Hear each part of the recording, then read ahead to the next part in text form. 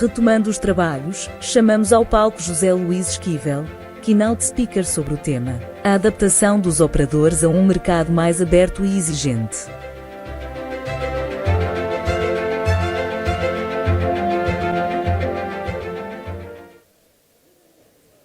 Bom dia a todos. Eu gostava de começar por cumprimentar todos os presentes e agradecer esta oportunidade e o convite que me foi dirigido pela AMT e pela Sra. Presidente, a Engenheira Paula Vitorino, e também desde já dar uma palavra de louvor à iniciativa, porque de facto, decorrido já há algum tempo sobre o início dos contratos de primeira geração, é mais do que tempo de fazermos um balanço. E um balanço entre quem intervém no dia-a-dia neste setor.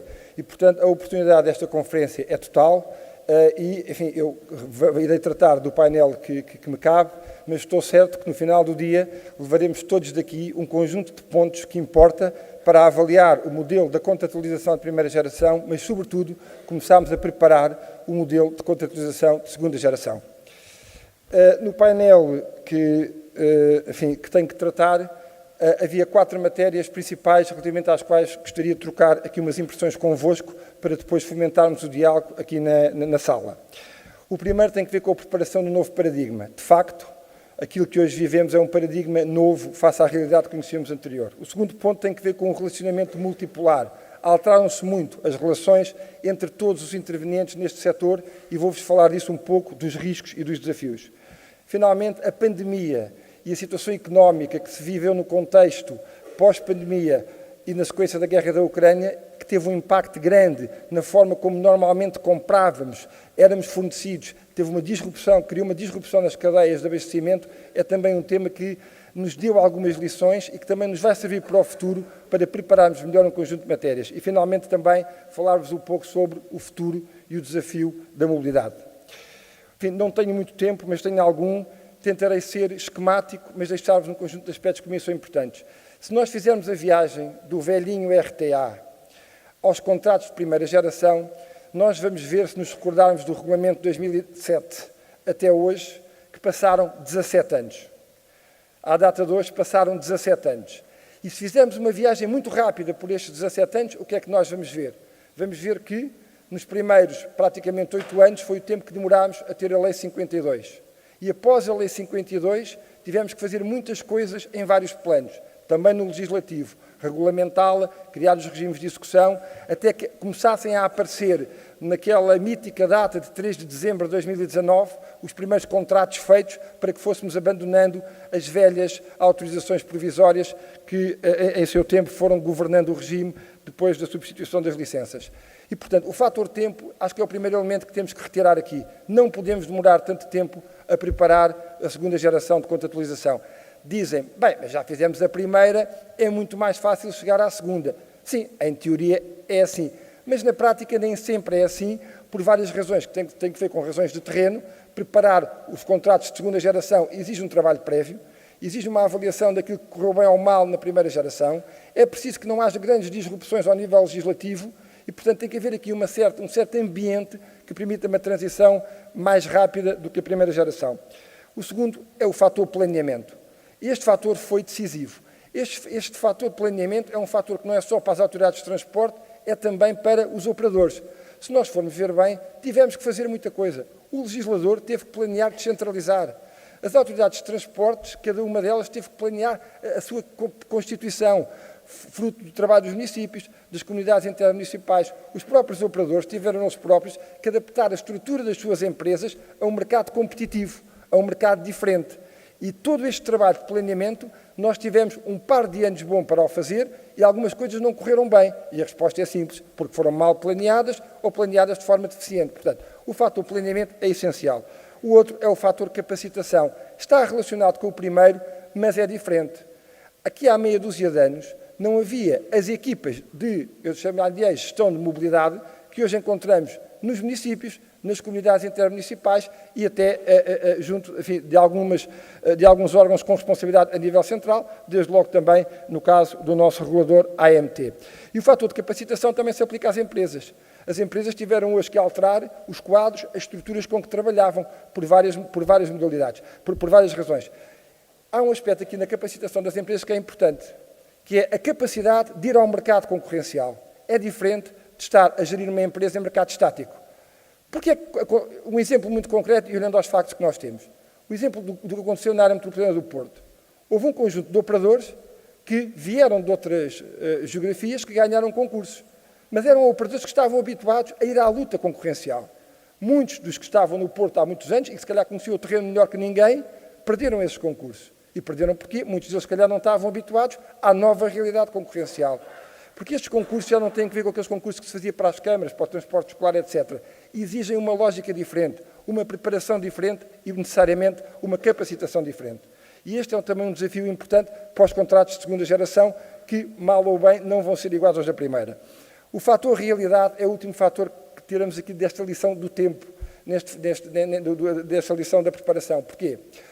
Se nós formos ver bem, a realidade é sempre mais forte com o melhor dos cadernos de encargo, com o melhor dos modelos financeiros, com o melhor do planeamento técnico. A realidade ganha sempre.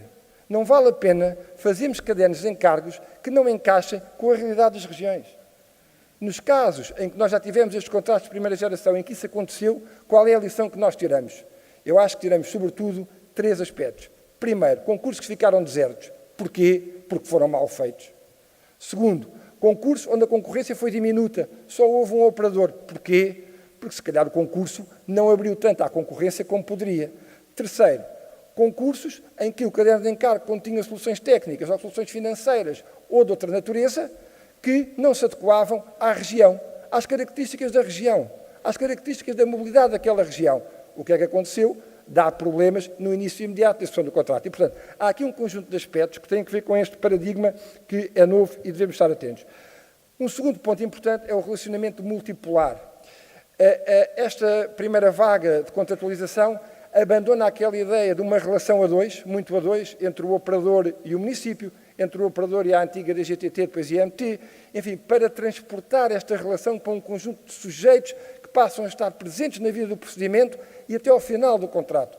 E nós hoje, qualquer um de nós, os senhores que estão aqui conhecem melhor que eu os programas de procedimento que vão sendo organizados, há sempre 5 entidades que são convocadas. A Autoridade de Transportes, o operador, a AMT, o Tribunal de Contas e a Autoridade da Concorrência. Mas com uma convocação expressa, imposta por lei, onde há aqui, de facto, uma interligação entre todos que tem que ser tida em conta. Portanto, há aqui um novo tipo de relação. E este novo tipo de relação convoca ao desenho daquilo que é o papel das partes e o momento da sua intervenção, porque isto está ligado. Estes processos de contratualização começam todos com uma decisão pública, se até quisermos política, que é qual é o contrato que eu quero ter. Quem determina isso? A Autoridade de Transportes. Uma má intervenção da Autoridade de Transportes nesta altura, o procedimento tem problemas, o contrato tem problemas. Segue-se o procedimento. A AMT tem um papel fulcral no controle daquilo que é um caderno de encargos que cumpra a lei e que seja execuível. Uma intervenção menos eficiente deixa passar um caderno de encargos que pode ter problemas na sua execução de diversa ordem.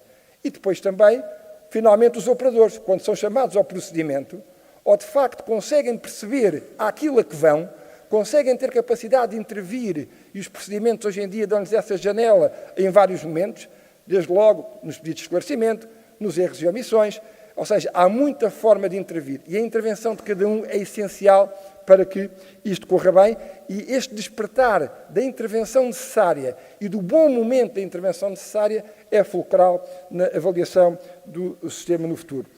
Mas este relacionamento multipolar também tem dificuldades, e vai ter sempre algumas, por uma razão muito simples, porque estes sujeitos todos têm naturezas diferentes, têm modos de atuar diferentes, têm tempos de atuação diferentes, mas têm todos de atuar entre si.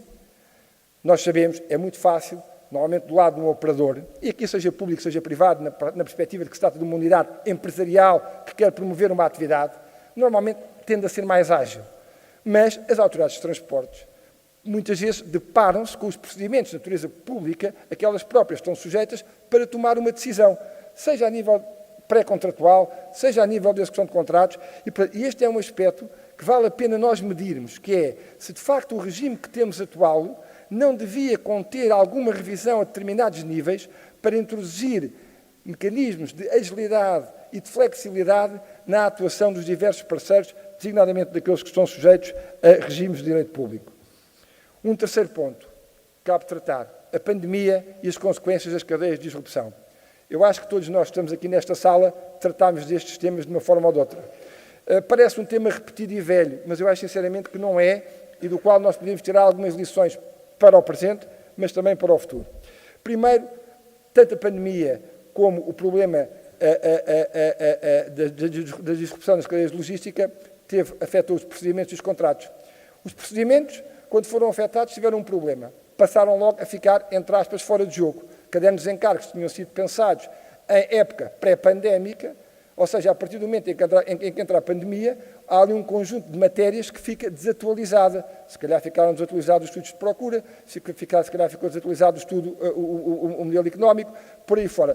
Também o próprio modelo de oferta atinge o procedimento em vários níveis. Os contratos que já estavam em vigor, muito simples, ficaram desequilibrados, desapareceram passageiros, aumentaram custos de produção, designadamente ao nível da energia, ao nível dos componentes das matérias-primas e depois toda a sucessão que isso transporta para os diferentes componentes, designadamente no fabrico e no fornecimento de autocarros, e, portanto, isto leva-nos a prever que é possível, então, nós, daqui tirarmos alguns ensinamentos. Primeiro, o tema do risco contratual e a sua alocação.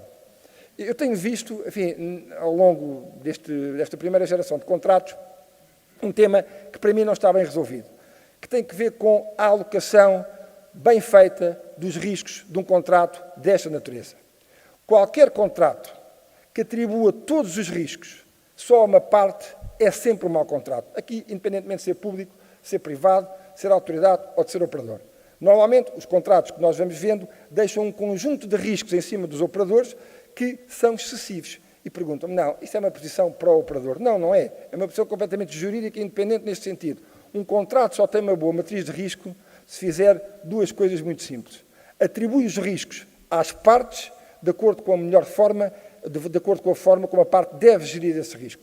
Há riscos que são próprios da autoridade pública, da autoridade de transportes. Há riscos que são próprios do operador e há riscos que são dos dois. E a pandemia ensinou-nos que, de facto, este risco é um risco que afeta o contrato em si, mas é um risco dos dois.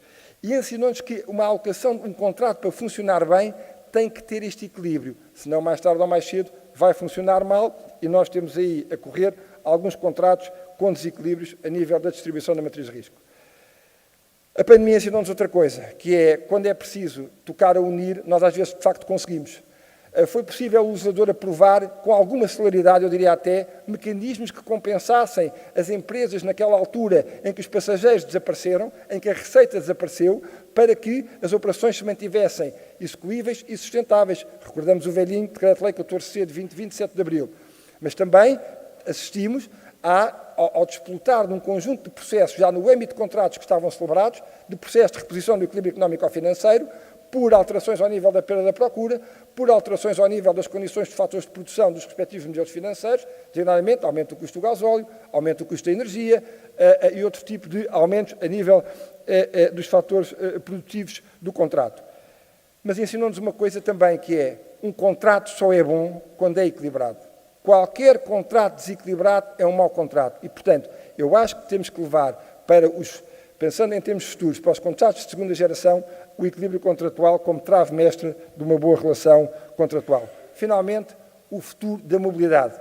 Enfim, eu diria, eu sou um pouco otimista por natureza, mas diria que acho que o futuro da mobilidade é brilhante, por uma razão muito simples, que é um serviço público absolutamente essencial, que vai ser aumentado, que nunca vai diminuir e, portanto, independentemente de ser prestado por públicos ou por operadores privados, existe, é necessário à nossa sociedade e à nossa civilização.